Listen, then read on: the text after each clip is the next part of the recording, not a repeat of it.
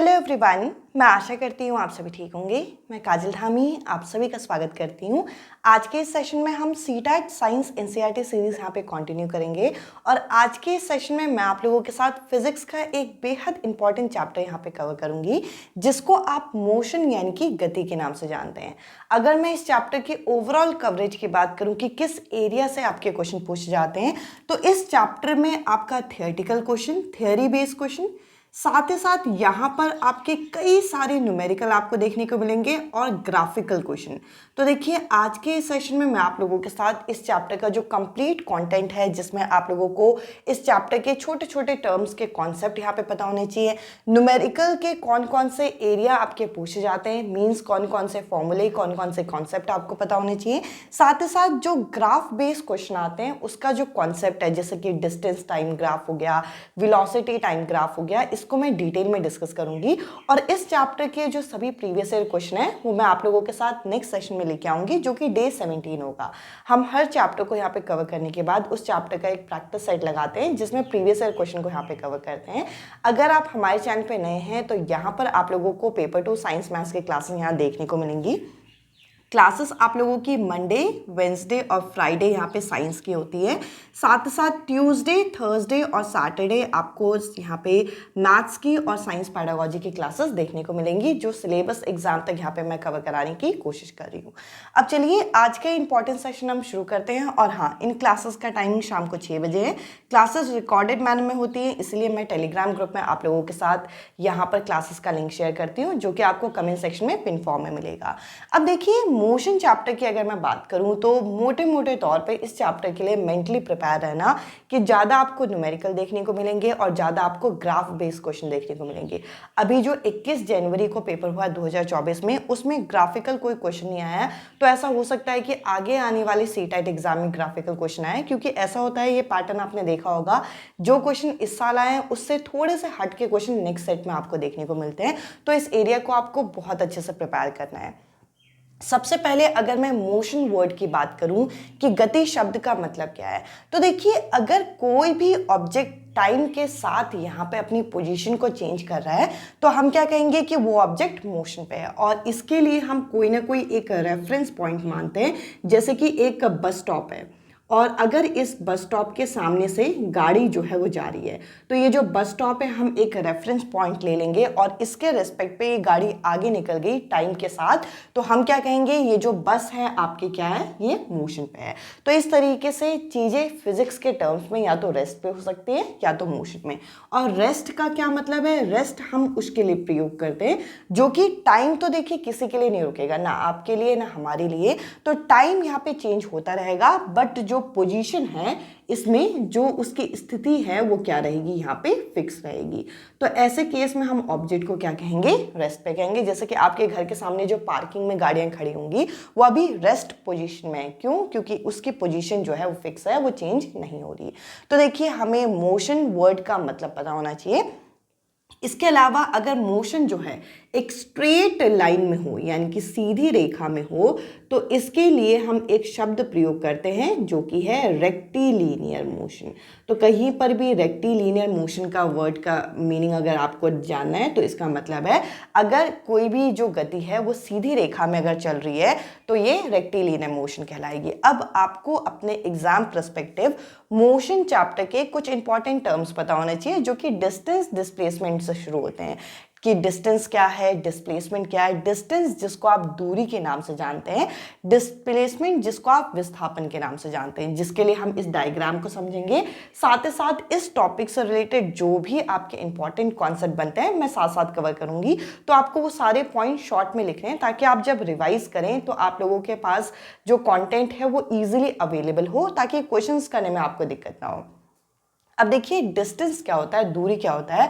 अगर एक व्यक्ति है जिसे ए पॉइंट से सी पॉइंट पे जाना है, तो ये इनिशियल पॉइंट है, ये फाइनल पॉइंट है, और एक्चुअल जो रास्ता होगा वो आपका क्या कहलाता है, वे आपका डिस्टेंस कहलाता है। तो ए से पहले वो जाएगा बी में, बी से वो जाएगा सी में, तो जो एक्चुअल पाथ होता है, जो वास्तविक जो रास्ता होता है, उसको हम क्या कहते हैं, डिस्टेंस कहते हैं। पर देखिए, यहाँ पर आपको देखने को मिलेगा कि कई सारी जगह में उस पर्टिकुलर जगह पर पहुँचने के लिए हम लोगों के पास कोई शॉर्टेस्ट पाथ भी होता है। जो आपका छोटा रास्ता होगा, शॉर्टेस्ट पाथ होगा, उसको हम क्या कहते हैं? उसको हम डिस्प्लेसमेंट कहते हैं। इन दोनों में मेजर डिफरेंस यही है कि डिस्टेंस क्या होता है, जो एक्चुअल पाथ, जो असली रास्ता होगा वो डिस्टेंस होगा, और डिस्प्लेसमेंट क्या होगा, जो शॉर्टेस्ट पाथ। अगर हम सर्कल में देखें तो सर्कल के केस में क्या होगा, ये जो मैंने पूरा सर्कल बना रखा है, इसका जो सरकमफ्रेंस है वो होगा डिस्टेंस, और ये जो इसका डायमीटर होगा ये क्या कहलाएगा? डिस्प्लेसमेंट कहलाएगा। अब आपसे क्वेश्चन में ये पूछा जाता है कि वो केस बताइए जिसमें डिस्टेंस और डिस्प्लेसमेंट बराबर हो। ये क्लास 9 के एनसीईआरटी में हमें दिया भी हुआ है। अगर आप एक स्ट्रेट लाइन में जाएंगे, जैसे ए पॉइंट से बी पॉइंट में जाएंगे, तो यहाँ पर डिस्टेंस और डिस्प्लेसमेंट आपस में क्या होते हैं? बराबर होते हैं। तो आपको पता होना चाहिए कि अगर एक वस्तु जो है सीधी रेखा में गमन कर रहा है तो उस केस में डिस्टेंस और डिस्प्लेसमेंट क्या होगा? वो बराबर होगा। और साथ ही साथ डिस्टेंस जो होता है ये हमेशा पॉजिटिव आएगा, क्योंकि देखिए जब भी आप किसी भी पॉइंट से कहीं पर भी जाएंगे तो कुछ पर्टिकुलर डिस्टेंस तो ट्रैवल करेंगे, तो उसका आंसर हमेशा पॉजिटिव आएगा। जो डिस्प्लेसमेंट होता है ये पॉजिटिव भी हो सकता है, यानी कि कुछ वैल्यूज की हो सकती है, साथ ही साथ नेगेटिव भी हो सकता है। अगर जैसे आप मान के चलिए कि आपने स्प्रिंग को क्या किया, पहले अंदर की तरफ धक्का दिया, फिर वो पीछे की तरफ आएगा तो बैकवर्ड आता है, या फिर आप रिवर्स गियर लेते हैं जिसमें आप नेगेटिव जाते हैं, तो यहाँ पे डिस्प्लेसमेंट नेगेटिव भी हो सकता है। अब जीरो भी हो सकता है। आपसे एग्जाम में पूछा जा सकता है कि जीरो कब होगा। देखिए अगर मैं क्या करूं, इस पॉइंट से शुरू करूं और वापस इसी पॉइंट पे आ जाऊं, तो यहां पर जो डिस्प्लेसमेंट है इस केस में जीरो हो जाएगा। जिस पॉइंट से आपने शुरू किया उसी पॉइंट पे वापस आ रहे हो तो डिस्प्लेसमेंट जीरो हो जाता है। दोनों की एसआई यूनिट क्या होती है? दोनों की एसआई यूनिट होती है मीटर। इसकी भी मीटर होगी, इसकी भी मीटर होगी। तो ये कुछ बेसिक चीज़ें आपको पता होनी चाहिए कि डिस्टेंस क्या होता है, जो एक्चुअल पाथ होगा उसको हम दूरी यानी कि डिस्टेंस कहेंगे। डिस्प्लेसमेंट विस्थापन क्या होगा, जो शॉर्टेस्ट रास्ता होगा उसको हम क्या कहेंगे? उसको हम डिस्प्लेसमेंट कहेंगे। दोनों की एसआई यूनिट सेम होती है, और डिस्टेंस जो होगा वो आपका पॉजिटिव होगा, जबकि डिस्प्लेसमेंट पॉजिटिव नेगेटिव जीरो हो सकता है। साथ ही साथ डिस्टेंस और डिस्प्लेसमेंट कब बराबर आएंगे? जब ये दोनों आपका मतलब कोई ऑब्जेक्ट अगर स्ट्रेट लाइन में जा रहा है तो डिस्टेंस और डिस्प्लेसमेंट बराबर आते हैं। साथ ही साथ अगर आप एक पॉइंट से शुरू करके उसी पॉइंट पे वापस चले जाते हो तो डिस्प्लेसमेंट क्या होता है? जीरो होता है। इसके अलावा एक ऐसा डिवाइस जिससे हम यहाँ पे डिस्टेंस मेजर करते हैं उसको बोलते हैं ऑडोमीटर। ये आपको पता होना चाहिए। ऑडोमीटर क्या करता है? डिस्टेंस को यानी कि दूरी को मेजर करता है। अब आपके पेपर में कैसे क्वेश्चन पूछे जाते हैं वो भी मैं अभी आपके साथ डिस्कस करूंगी। साथ ही साथ जो डिस्टेंस होता है वे आपका स्केलर क्वांटिटी होता है, यानी कि इसके पास कोई दिशा नहीं होती, जबकि डिस्प्लेसमेंट जो है वो वेक्टर क्वांटिटी है। अब आप इसे याद कैसे करोगे अगर आप कंफ्यूज होते हो? तो देखिए अगर आप ए पॉइंट पे खड़े हो और किसी को सी पॉइंट पे जाना है, मतलब पार्क के किनारे हैं और किसी को सी पॉइंट पे जाना है, तो आप कौन से तरीके से इजीली उसको रास्ता बताओगे? आप ऐसे बताओगे पहले आप सीधे जाओ फिर मुड़ जाओ, इससे बढ़िया आप ऐसे बोलोगे कि सीधे ऐसे तिरछा निकल जाओ। तो किस तरीके से आप यहाँ पे डायरेक्शन बता पा रहे हो इजीली? तो आप डिस्प्लेसमेंट की मदद से बता पा रहे हो, शॉर्टेस्ट पाथ से बता पा रहे हो, तो इसके पास डायरेक्शन होती है, ऐसे याद कर सकते हो। तो ये होता है वेक्टर, ये होता है स्केलर। और मैंने क्या बताया है कि एक ऐसा डिवाइस जो कि डिस्टेंस को, दूरी को मापता है, उसको क्या बोलते हैं? उसको हम ऑडोमीटर बोलते हैं। अब आपके पेपर में कैसे क्वेश्चन दिए जाते हैं? अब आपके पेपर में दे दिया जाएगा ऑडोमीटर की रीडिंग, जैसे कि यहाँ पे दे दिया 2000, यहाँ पे दे दिया 2050, यहाँ पे दे दिया यहाँ 2100, इसके बाद इस तरीके से रीडिंग दे दिया, और टाइम यहाँ पे दे दिया कि यहाँ पे 8 बजे थे सुबह के, इसके बाद यहाँ पे 8:30 हुए थे, इसके बाद 9 बजे थे, उसके बाद 9:30 हुए थे। तो इस तरीके से आपको पूरी एक रीडिंग दे दी। अब इसमें पूछेंगे कि स्पीड बताइए ऑब्जेक्ट की यहाँ से यहाँ तक। इस तरीके से आपको क्वेश्चन पूछ लेंगे। तो इस चीज को यानी कि डिस्टेंस वाले कॉन्सेप्ट को हम स्पीड से यहाँ पे लिंक करते हैं। तो देखिए इसको लिंक करने के लिए स्पीड का फॉर्मूला पता होना चाहिए आपको, डिस्टेंस अपॉन टाइम। तो मैंने क्या कहा, ये जो ऑडोमीटर आप यूज कर रहे हो ये कर क्या रहा है? ऑडोमीटर दूरी को माप रहा है। पहले दूरी कितनी थी? 2000, अब कितनी हो गई? यहाँ यहाँ 2150। तो इन दोनों के बीच का जो गैप है वो कितना है, इन दोनों के बीच का गैप है यहाँ पे इसका और इसका देखना आपको, फाइनल इनिशियल पॉइंट से फाइनल पॉइंट तक का कितना है यहाँ पे 150 का। तो 150 आपने ऊपर लिख दिया और टाइम जो है आप इनके बीच का देखोगे तो टाइम का गैप आप यहाँ पे लिख के इसे कैलकुलेट कर सकते हो। तो इस तरीके का न्यूमेरिकल आपके पेपर में पूछा जाता है। तो देखिए अगर मैं स्पीड की बात करूं कि स्पीड क्या है, चाल क्या है, कोई भी व्यक्ति किसी पर्टिकुलर डिस्टेंस को कितने समय में ट्रैवल कर सकता है वो उसकी स्पीड है। यानी कि आप एक पार्क के किनारे खड़े हो, आपने बच्चों को देखा जो कि वहाँ पे खेल रहे हैं, आपने देखा एक बच्चा जो है उस पर्टिकुलर डिस्टेंस को कम समय में ट्रैवल कर पा रहा है तो उसकी स्पीड ज़्यादा होगी, जो ज़्यादा समय लगाएगा उसकी स्पीड कम होगी। और अगर मैं इसकी एसआई यूनिट की बात करूँ तो एसआई यूनिट क्या निकलेगी, डिस्टेंस की यूनिट क्या होती है, अभी मैंने बताया था मीटर, और टाइम की यूनिट क्या होती है सेकेंड, तो मीटर पर सेकेंड इसकी यूनिट हो जाएगी। कई बारी आपको यहाँ पे किलोमीटर पर हार में चीज़ें दी जाती हैं और उसको मीटर पर सेकेंड में आपको बदलना होता है क्योंकि स्टैंडर्ड यूनिट है, या फिर किलोमीटर पर हार में क्वेश्चन देके ऑप्शन को मीटर पर सेकेंड में दे दिया जाता है। तो देखिए किलोमीटर पर हार में जो भी आपको दे रखा है उसको आप x मान लीजिए और उसको आपको 5/18 से मल्टीप्लाई करना होता है क्योंकि आपको किलोमीटर को मीटर में और हार्स को सेकेंड में यहाँ पे कन्वर्ट करना होता है। तो ये कन्वर्जन आपको यहाँ पे याद रखनी है। इसके अलावा इसका अगर उल्टा करना है तो 18/5 से आप उसे डिवाइड कर देंगे। तो ये कुछ बेसिक चीज़ें आपको पता होनी चाहिए कि स्पीड का फॉर्मूला क्या होता है, डिस्टेंस अपॉन टाइम, इसकी एसआई यूनिट होती है मीटर पर सेकेंड, साथ ही साथ जो स्पीड होता है वे आपका क्या है, ये इसमें आपको क्वेश्चन किस तरीके से दे देंगे कि किलोमीटर पर हार में कोई क्वांटिटी है उसे मीटर पर सेकेंड में बदलनी है तो 5/18 से बदलेंगे। ये एक स्केलर क्वांटिटी मानी जाती है, यानी कि इसके पास सिर्फ मैग्नीट्यूड होता है। अब आप एक शब्द सुन रहे होंगे मैग्नीट्यूड, मैग्नीट्यूड फिजिक्स में क्या है, ये मैग्नीट्यूड होती है कोई वैल्यू, यानी कि कोई पर्टिकुलर वैल्यू है इसके पास, पर इसके पास यहाँ पे डायरेक्शन नहीं है, दिशा नहीं है।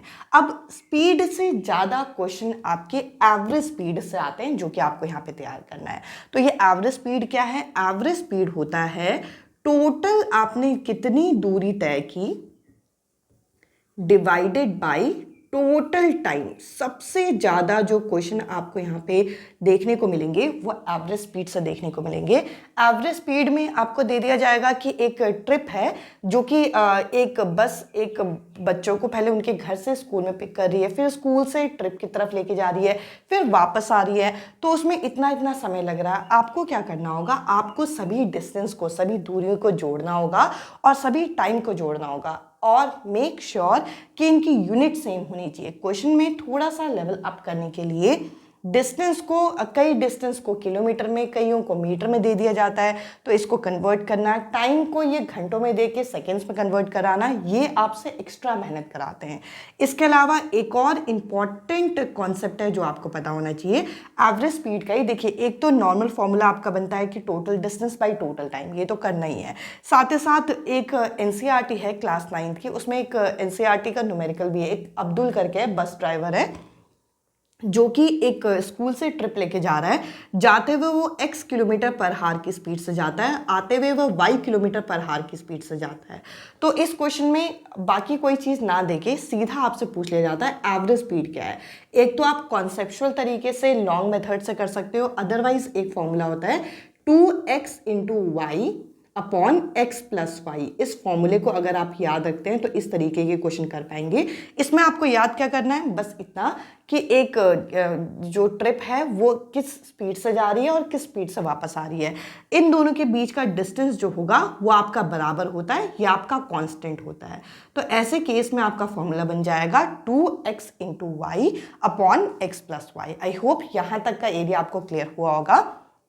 इसके अलावा ये जो मोशन होता है ये दो तरीके का हो सकता है, एक यूनिफॉर्म मोशन भी हो सकता है, एक नॉन यूनिफॉर्म, यानी कि समान गति और असमान गति। जिसमें यूनिफॉर्म मोशन में यहाँ पे क्या होता है, इक्वल डिस्टेंस ट्रैवल होता है, वो भी इक्वल इंटरवल ऑफ टाइम में। यानी कि आप पढ़ते हो कैसे, 20 किलोमीटर पर हार। 20 किलोमीटर पर हार का मतलब 1 घंटे में 20 किलोमीटर की दूरी तय की जा रही है। तो हर 1 घंटे में 20-20 किलोमीटर की दूरी तय की जाएगी। तो ऐसे केस में हम क्या कहेंगे, ये यूनिफॉर्म मोशन का एग्जाम्पल है। और यूनिफॉर्म मोशन में जो ग्राफ बनेगा वो आपका ऐसे स्ट्रेट लाइन का बनता है। नॉन यूनिफॉर्म में जैसे बच्चे पार्क में खेल रहे हैं, तो ऐसे केस में क्या होगा, जैसे ही बच्चे खेलने आए उनकी स्पीड बढ़िया थी, बढ़िया तरीके से उन्होंने खेला, बाद में वो थक गए, रुक गए, फिर उन्होंने खेला, तो ऐसे केस में नॉन यूनिफॉर्म असमान वेग में जो ग्राफ होगा वो स्ट्रेट ना होके कर्व हो सकता है।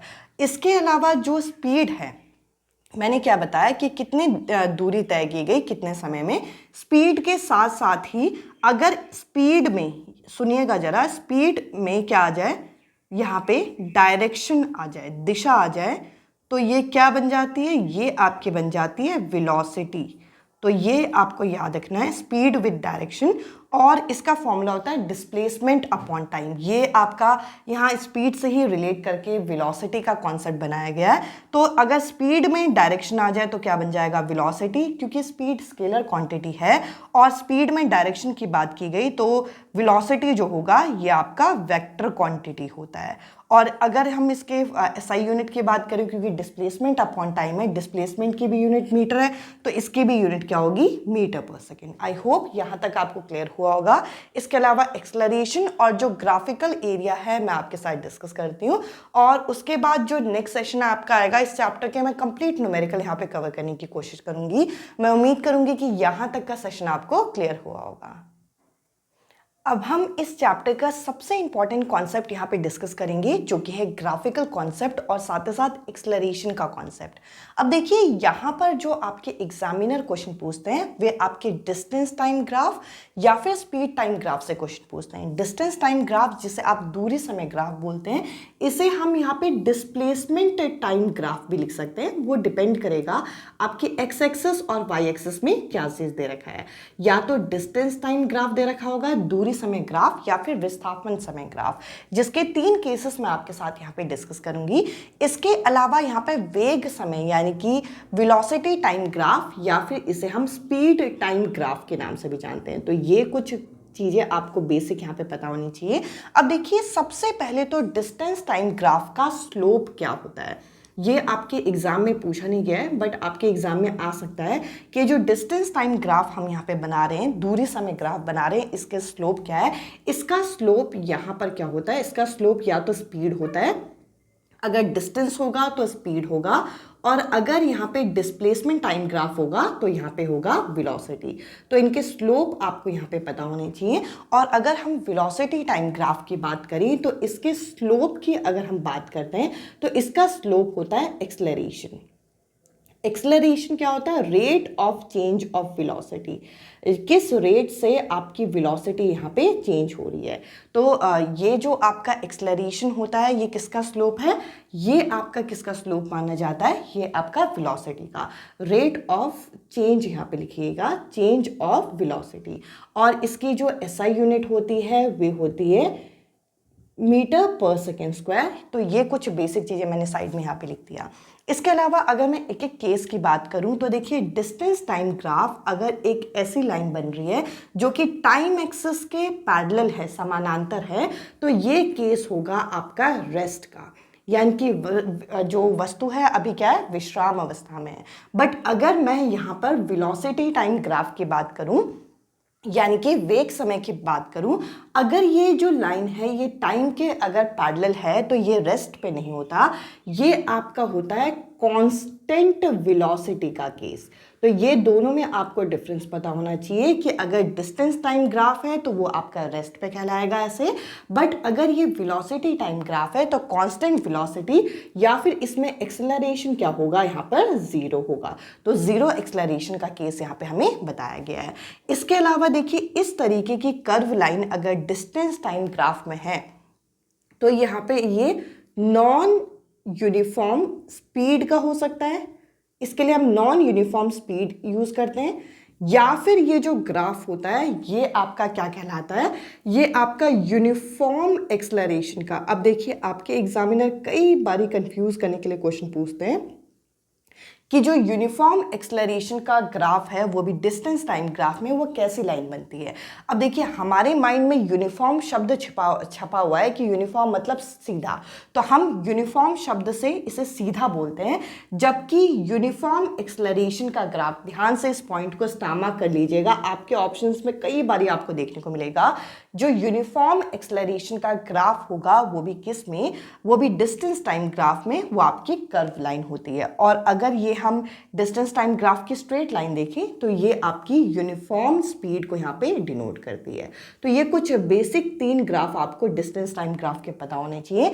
इसके अलावा जैसे कि मैंने वेलोसिटी टाइम ग्राफ या फिर स्पीड टाइम ग्राफ का जो स्ट्रेट लाइन केस है वो बताया कि ये कांस्टेंट वेलोसिटी या जीरो एक्सेलरेशन दिखाएगा। अब इसमें अगर आप कहेंगे कि इसका रेस्ट केस क्या होगा, इसका रेस्ट केस होगा कि टाइम एक्सिस के ऊपर ही होता है, ये केस आपका रेस्ट होगा, ये केस आपका रेस्ट कहलाएगा। बट अगर इस तरीके से है तो एक कांस्टेंट वेलोसिटी या फिर जीरो एक्सेलरेशन को दिखा रहा है।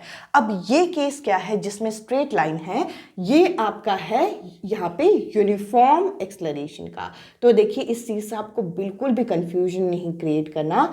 अगर यूनिफॉर्म एक्सेलरेशन का ग्राफ यहाँ पे वेलोसिटी टाइम ग्राफ में दे रखा है तो वो स्ट्रेट लाइन का होगा, जबकि अगर वो डिस्टेंस टाइम ग्राफ में है, इस चीज़ को आप साइड करिए, अगर वो डिस्टेंस टाइम ग्राफ में है तो वो कैसा होगा, वो यहाँ पे यूनिफॉर्म एक्सेलरेशन का होगा। तो यहाँ पे हम नॉन यूनिफॉर्म स्पीड भी हम यहाँ पे लिख सकते हैं। इसके अलावा ये दोनों चीज़ें आपको कंफ्यूज कर सकती हैं। यूनिफॉर्म एक्सेलरेशन में स्ट्रेट लाइन आपकी बनेगी वेलोसिटी टाइम में और कर्व लाइन आपकी बनेगी डिस्टेंस टाइम में। और अगर ये आपकी इस तरीके से कर्व है तो ये यहाँ पे नॉन यूनिफॉर्म एक्सेलरेशन को ये दिखा रही है। अब आपको ये लग रहा होगा कि इस टॉपिक से कैसे क्वेश्चन आएंगे। इस टॉपिक से आपको अलग अलग तरीके के ग्राफ दे दिए जाते हैं। ये पूछा जाता है कि जो वेलोसिटी टाइम ग्राफ है कांस्टेंट वेलोसिटी का, वो कैसा बनेगा, स्ट्रेट लाइन का या कर्व लाइन का, या फिर ये पूछ लिया जाता है कई सारे ऑप्शन में कि इनमें से कौन कौन से केसेस में स्ट्रेट लाइन के ग्राफ बनेंगे। तो स्ट्रेट लाइन के ग्राफ किस किस केसेस में बनेंगे एक बार रिवाइज करते हैं।